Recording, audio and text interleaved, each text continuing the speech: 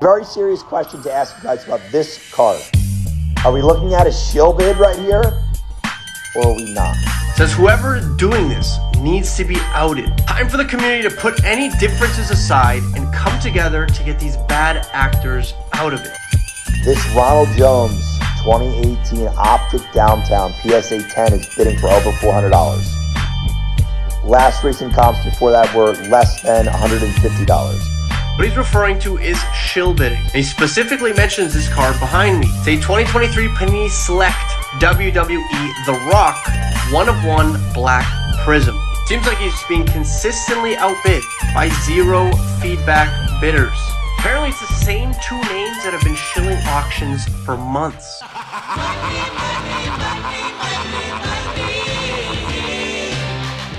Recently, it came out the P. Ryan collection, or Patrick Ryan, was shill bidding, and he came out with multiple stories afterwards. But a $20,000 bid was placed on his card by him. That it's finally dawned on me that they're just that. They're completely imaginary. The only thing that's real is me. And it went, the reason it was found was he accidentally took a screenshot of it and people saw. And after that, then he kind of worked his way backwards and making sure it looked like he was doing some of the right things and saying some of the wrong things. But either way, shill bidding is a real thing in the hobby, and it's something that almost, well, there are certain ways to stop it, but it would take a lot, and something that's just not going to happen in sports cards. Shill bidding is the illegal practice of a seller or a seller's acquaintance. That's a big part too. It doesn't just have to be the person.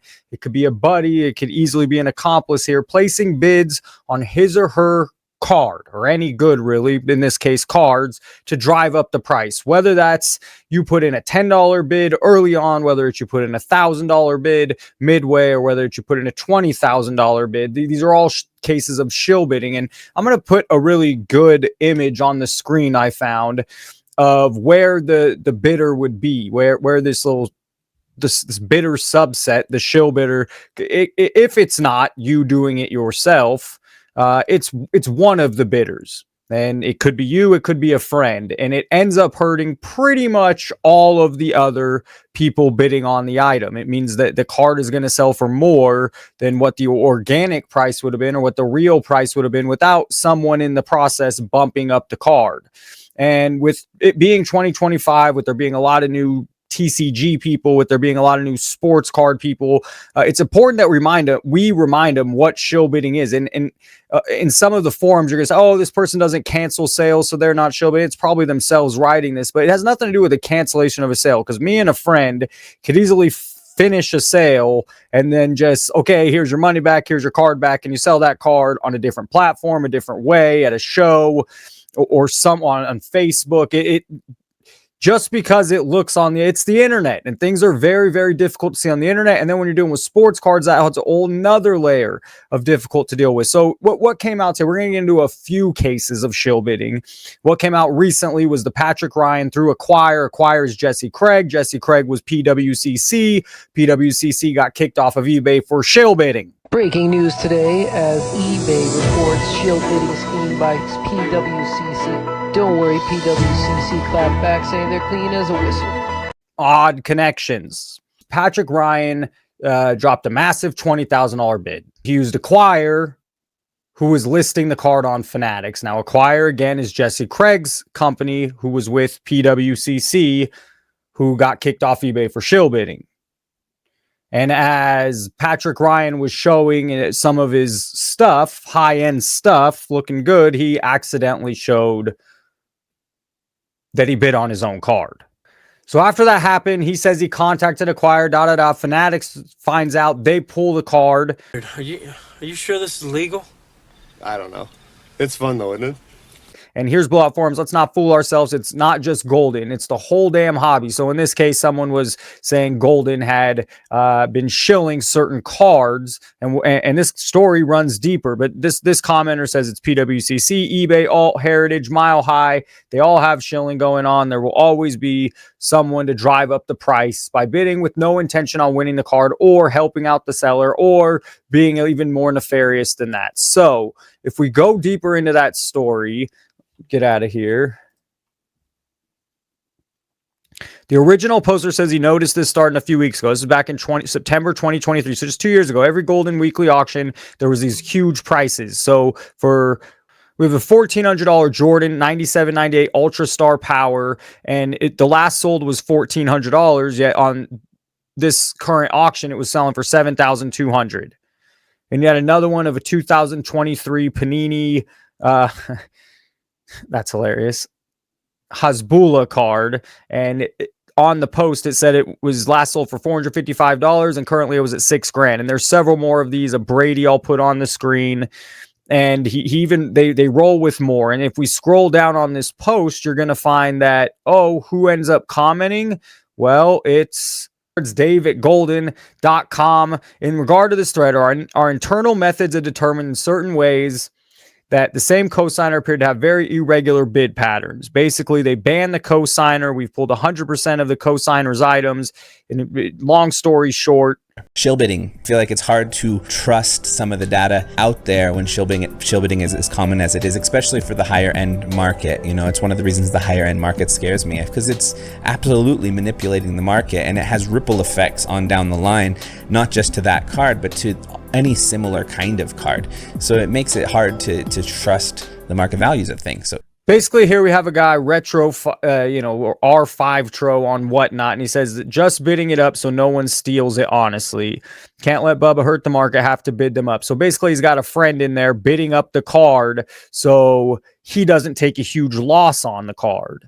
And if you feel the need to bid up a card or have a friend bid up a card, you need to set a reserve or start the price at right there. If you want $70 for the card and you're not comfortable with taking 40, let's say you want to start it at 60. Okay, that's my low. Well, then start the bid at 60. Now, what they want, that hurts other auctions. Now you want to start. You want the most, you want to start it at $1. You can get some ramp and get some boom, boom, boom. It looks like a good deal and it gets higher or organically. But when you have a friend bumping up prices, that is shill bidding. You know, the unfortunate thing is P. Ryan is well known. I mean, he's known in the industry. He's known by a lot of people. And to see this happen with him, you don't know who's doing it, what's going on. And one thing I'll say is margins are small in sports cards. People want to make a lot of money. It's easy to get wrapped up and easy to get a little desperate if you're losing money on stuff or wanting to look like a big shot. It's easy to play a nefarious game, a dirty game. And so P. Ryan helped complete this 5 goats all in one place card, a really cool looking piece. And who the hell knows the legitimacy? Who the hell knows if the price he sold it to Tom Brady's vault, or however this card vault thing worked with him, who knows how legitimate it is, or if it's just to bump up card prices. He's got a really unique piece that you're going to be the first one to officially see that he's finished. Well, you've seen it before in one form. Yeah. Why don't you go ahead and take a look? No way. Are you serious? I got it done. Jordan, Babe, Tom, Wayne, Leo, Messi. No way. And look at PSA slabbed at Sports Goats. Is this 1-1? It is. I think it's the only item all 5 of you guys have ever held. It's certainly very special and unique, and I got it done in less than a year. That was sort of my goal. And I can get that one. So interestingly, a video went. Finally, we'll get to an issue that is worrisome on all high-end cards, whether you're spending $50,000, $100,000, $10,000, or $10 million. This Babe Ruth card sold just a few years back, and it sold for $7.2 million. In 2023, this card sold for $7.2 million. Well, this same card just sold 690 days after, just 2 years after, for $4 million at Heritage. So that means that they lost $3 million, over $3 million, whoever bought and sold this card. That's a huge loss. And why did it get to $7 million in the first place? That's an incredible number, because prior to the $7 million, so I hadn't sold since 2013, and it sold for $450,000. So I see it going way up. It's still, at $4 million, it's still 10x that price, but it's a crazy number, $7 million. How do we get to $7 million? So I'm not accusing of anything dirty in that $7 million sale 2 years ago, but today it sold for $4 million. So just be careful, whether it's shill bidding, whether it's overpriced stuff, whether it's hype in certain markets. Did I get shill bid? I don't know. Maybe Maybe I did. Like, that's what auction houses, the existence of auction houses allows for shill bidding.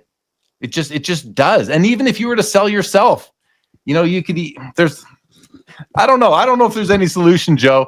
My point, guys, is you just have to recognize it's happening.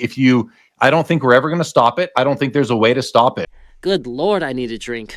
Be careful when you're buying sports cards in 2025. If you enjoyed this video, hit the like button, subscribe if you have not. As always, thank you for watching and have a great day. What up, everybody? This is Robert Ory, aka Big Shot Bob, and you're watching Professional Sports Cards.